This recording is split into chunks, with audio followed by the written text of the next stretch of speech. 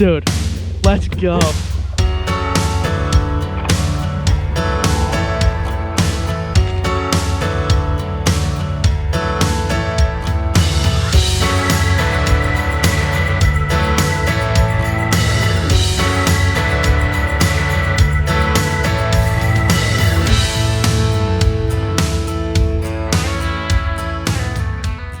Alright guys, what's going on? Welcome back to the Untamed Outdoorsmen YouTube channel, and today we're on the first episode of building the Bonafide XTR130. So we're going to just start pretty simple today. I think you've seen this video a handful of times already from us, but we're going to start with installing a few accessories that's going to allow us to get power into this boat. So, as you can see here, just like Connor's kayak, we got the YakPower 8-button system. That is going to be my main source of switching power to, my electronics, my lights, all kinds of stuff like that in this boat. And then when you buy the 8-button YakPower, it doesn't actually come with this battery connector cable. So you have to purchase that separate. So if you're buying that, just an FYI before you do, you're going to also need this. If you had another boat with it on it before, you could snag it off of that. But I had one on my Titan and it's going to stay with the Titan, so I think it's like, I don't know, maybe 12 bucks, something like that, so it's cheap. And yeah, we're going to get to installing this stuff, and we'll take you along the process with us. All right guys, so like Pete said, this is going to be the first episode of the build series here. This is kind of like the groundwork, I guess, for more mods and greater things to come is going to be installing this. So we're gonna open it up, take a look here. I've had this on my kayak for a whole year, the Titan X12.5. I've had it on this 8-button system, and it's been fantastic. It's a great system specifically for these PowerLink plates because of the hole size you have to drill. So yeah, this thing is really, really cool. Bunch of warning information. Its main purpose is for really everything but the trolling motor.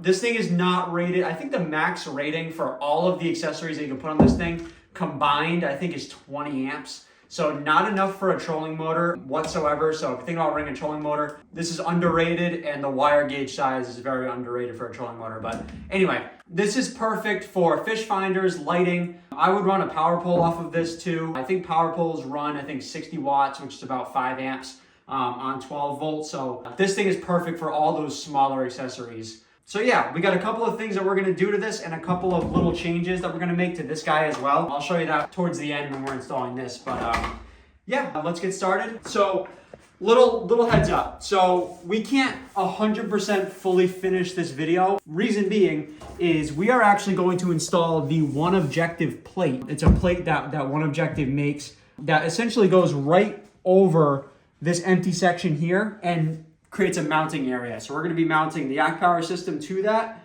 We're going to be mounting the Noco Genius setup to that. And then down the road, we're also going to be mounting the black box to that. So we can't show you that in today's video because it's actually coming later on this week. But in the next build series video for next week, we will show this very briefly and we'll show it mounted up. So we're going to be able to do everything in this video except physically have it mounted, but you can do whatever you want for that. There's no one way to do it. So yeah, let's get to it. All right guys, so we're gonna get started. As Connor showed you before, the inside base of the boat where I'd be sitting, there's 2 PowerLink plates, one on your starboard and one on your port side. For me, in my Titan, I always ran my buttons on the right-hand side. I'm right-hand dominant, so it just made more sense to me. So that's the side we're gonna mount this YakPower to. So I'm going to pull off that PowerLink plate real quick, but first I'm going to slide the seat back and then we'll show you how we get to drilling that. It's just like every YakPower we've ever installed before, but we'll show you the process again. Like Connor's Titan X, this is just the same exact PowerLink plate, 2 Phillips screws, pull these out, and this whole PowerLink plate comes out. And it's such a great feature of these kayaks because it stops you from having to drill into the hull like I did with my Titan 12. And these plates are replaceable on their website. I think they're 15 bucks, something like that. You get a whole new plate if you ever mess this up. Luckily, me and Connor are pretty seasoned at doing this, so we kind of figured this out as we went along. But yeah, time to get this out. We're gonna connect this side to it, and we're gonna get to drilling.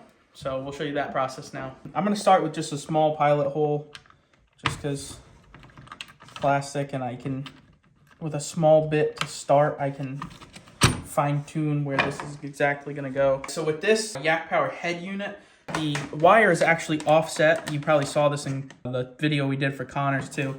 So all I'm gonna do is to center this on the panel itself, I'm gonna just offset my hole to one side. That way I can run the wire through and the panel will still be centered on this power link plate. So we'll show you how to do that right now.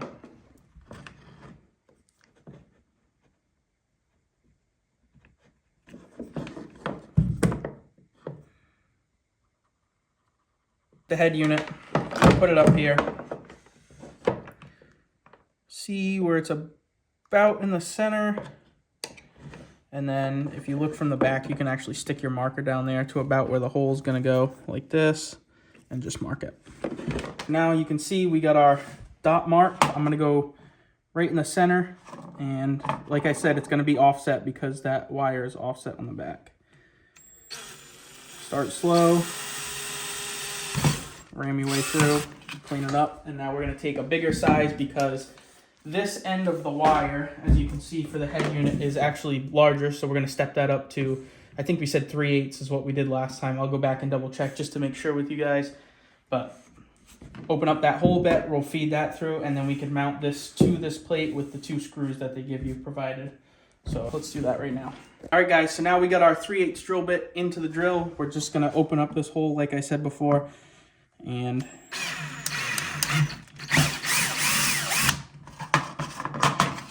make sure we clean it up, make sure there's no little burrs that the wire can rub on and potentially cut.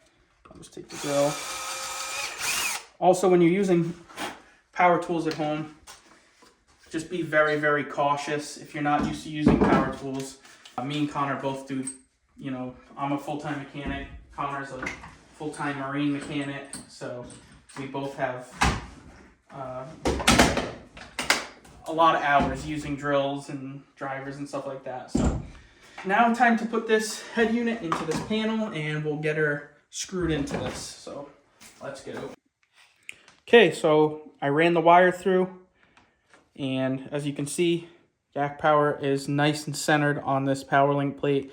Now we're just gonna pre-drill just 2 tiny, tiny holes. That way we can run our screws through it and it's not going to split the plastic or anything like that, especially with it being very cold out here right now. And then we'll take our 2 provided screws and we'll run it through this. And at a later date, we're going to silicone the back. Right now, the silicone is hard as a rock because it is 15 degrees outside. So at a later date, we will come back and silicone the back of this, silicone the back of the screws. That way, if there is any potential for water getting in the boat, it's not going to go right through this into the hull, and we don't have to worry about that. So we'll get those 2 drilled, we'll get those screws in, and we'll show you that.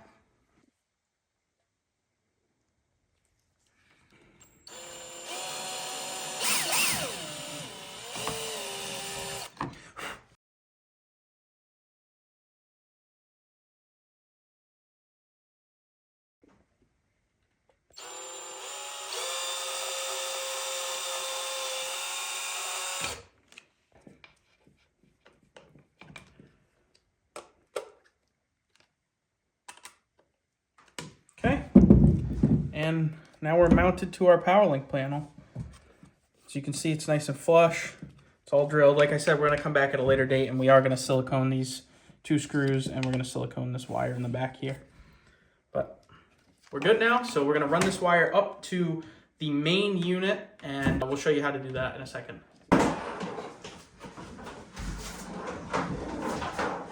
If you can get your skinny paws in it, Should be on your right.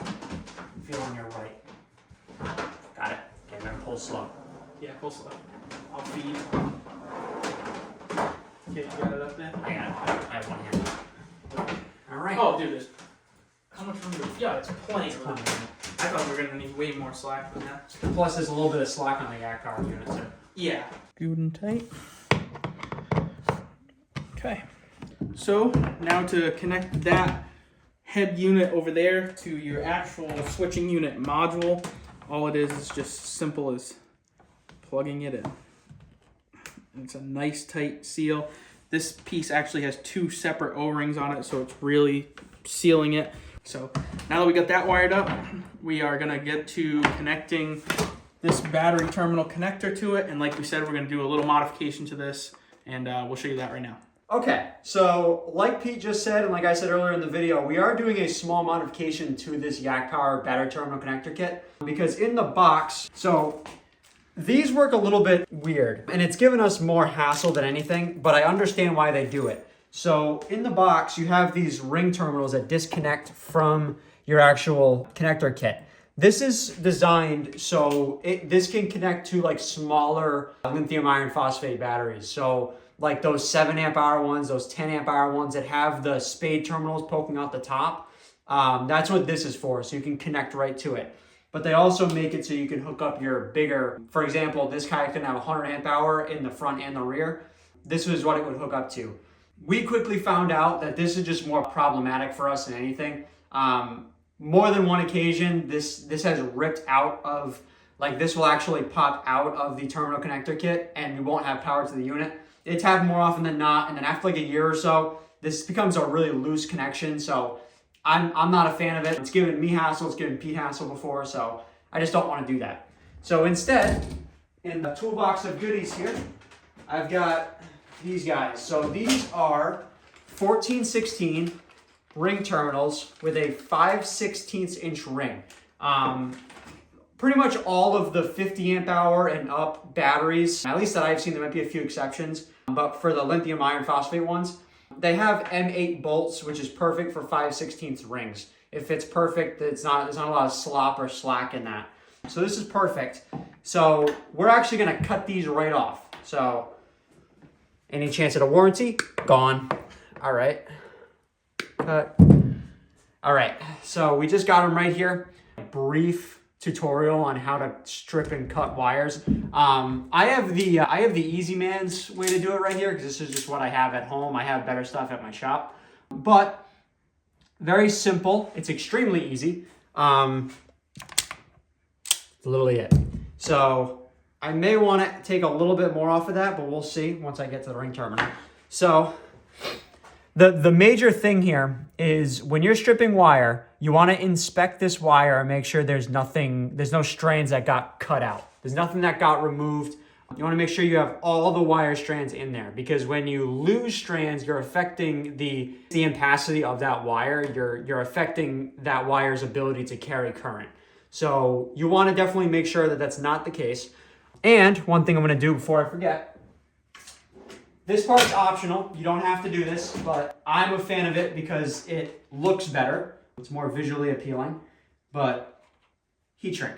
Those are heat shrink ring terminals there, so you don't have to do this if you don't want to, but I just think this looks more professional. It's having a little bit of heat shrink there. I'll leave a link in the description to all this stuff, but yeah.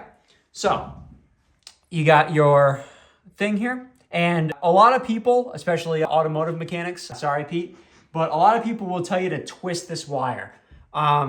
You can. It's not the end of the world if you do it. You can do it. But when you twist it, you're affecting the diameter of that wire. So your chances of getting a good crimp are actually less likely. In reality, it probably wouldn't make a huge difference, but I just like to not twist the wire. Just get it nice and snug, get the wire, get them hugging each other, but don't twist it, in my opinion. So what I'm gonna do is, you may have to take a few tries here, but you're going to get that wire in there. There you go. And then just confirm that no strands fell out, which is just a quick visual inspection, so you're good. Well, no, a trick I learned too, you can't see it through this butt connector, but one cool thing is how these tin copper terminals are set up is it's a ring, but it has a little slit going down it. So this backside doesn't have anything, but this front side right there, you guys probably can't see it, but there's actually like a cut going down that. You don't want to crimp on that cut. So you want to crimp on the opposite end. It gives you a better crimp, because if you crimp on that side, you're just you're bending the metal down. So it's not a good idea to do that. Definitely buy a ratcheting crimper. Don't buy one of those old style plier type crimpers. Get a ratcheting crimper. And I have two different types here. I have a piercing crimper, and I have a traditional ratcheting crimper like this with the less aggressive teeth. So both of these work well. Me personally, I prefer a piercing crimper because I believe it gets slightly better crimps. But there is something to keep in mind with using a piercing crimper when you got these heat shrink jackets on them. So I am going to crimp this down. You have to fully extend the mechanism on these and then fully. Okay, it will slightly bend it. You can just bend it right back. No worries there. Okay, so you'll notice on the piercing crimper, since it's much more aggressive teeth, there's a little mark where the tooth went. That's actually a leak channel for moisture. Even after you shrink it down, all the heat shrink does its work on the actual butt connector itself. That's technically a leak channel for moisture. On the traditional lug style, like for our battery terminal and stuff like that, that's not an issue because it's all tinned copper, but with these jackets, it's a little more important. So just keep that in mind. If you're gonna use a piercing crimper like this, definitely you wanna use the heat shrink on top of that so you can just get a good seal so it won't rust out on you a year later. So we're gonna take our heat gun. I recommend a heat gun over a blowtorch because a blowtorch, you could easily burn it. This, you're really hard to burn it. So you're just gonna heat it all the way down until the glue starts to show out the back.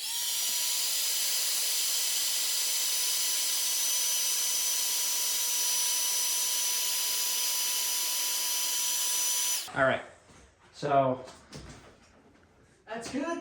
Okay, so as you can see, nice and shrunk down on you, and you can still see that small little leak channel right there. So that's what this heat shrink's gonna do. I'm gonna wait like 30 seconds, kind of let this cool off for a little bit, and then I'm gonna slide this on it. The big thing is you don't wanna slide the heat shrink too far up because then you're gonna make contact with your battery terminals if you slide the heat shrink too far up. So you don't wanna do that.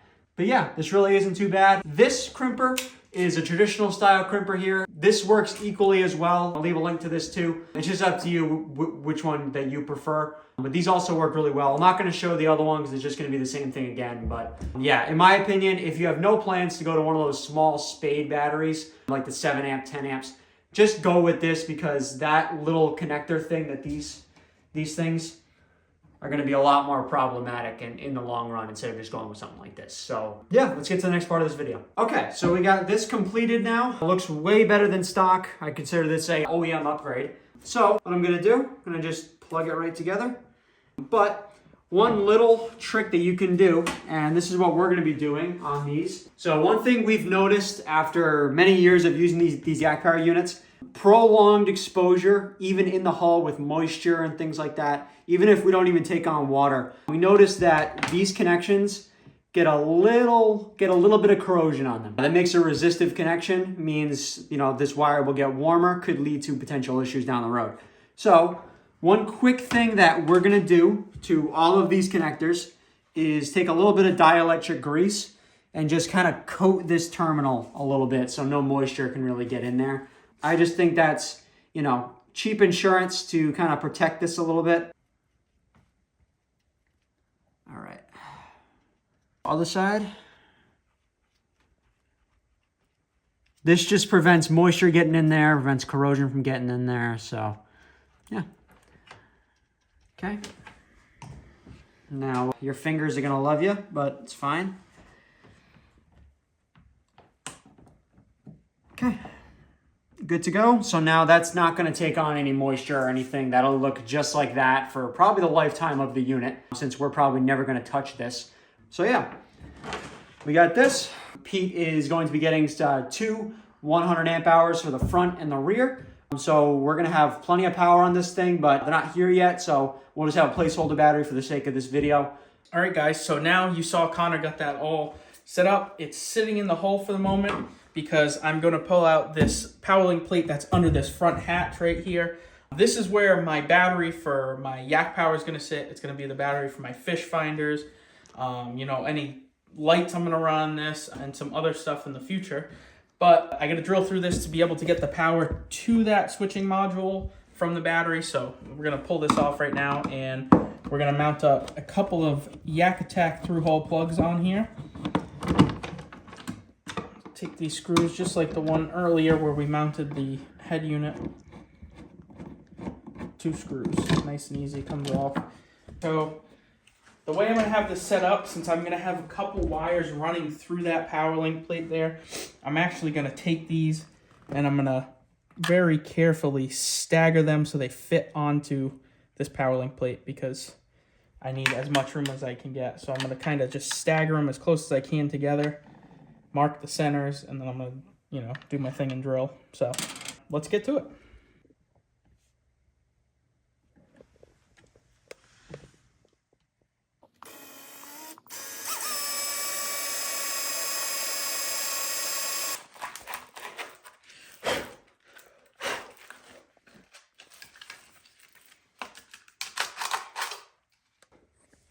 Just gonna work. Okay.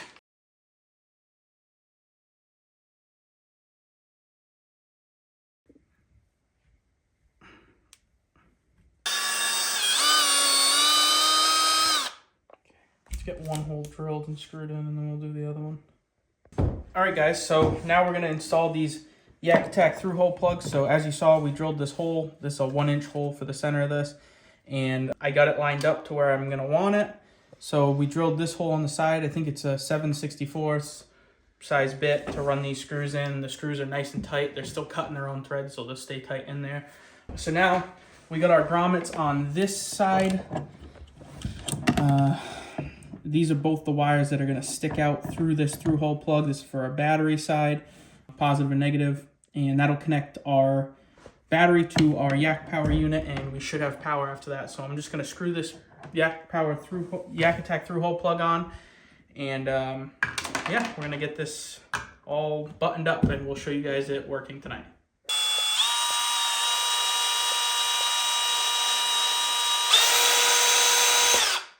Unscrew this side so we can run our wires through. All right, so putting our YakPower through hole plug in. We got the slits cut in these, like Connor said earlier. I don't know if he put that in the video or not, but make sure your slits are opposite each other. So one slit going this way, the other slit going this way, bottom and top. I don't know if you can see them really well, but yeah. So slip these onto the wire. My hands are covered in dielectric grease. And cinch them into the hole. Take our screw.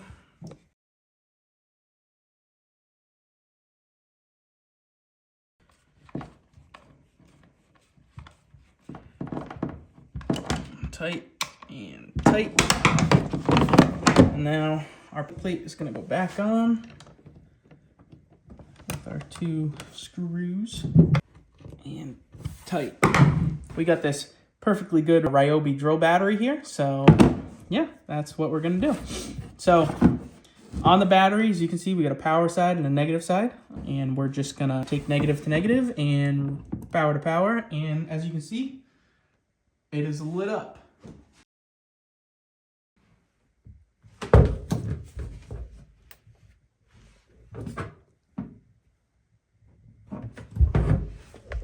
All right, so as you can see, we got the YakPower installed. That was the huge focus for today. Like we said, this is going to be a build series like all of our other kayaks we've done so far. So we're just going to work in stages as we get more and more parts in. We're going to be installing more and more. So make sure you guys stay tuned for those videos. We really, really appreciate the feedback and the comments and all the likes we got on the video introducing this kayak. So, you know, we're really excited to do this for you guys. We hope you guys enjoy this video. And if you want to see more content like this, make sure to like and subscribe. And yeah, we'll catch you in next week's video.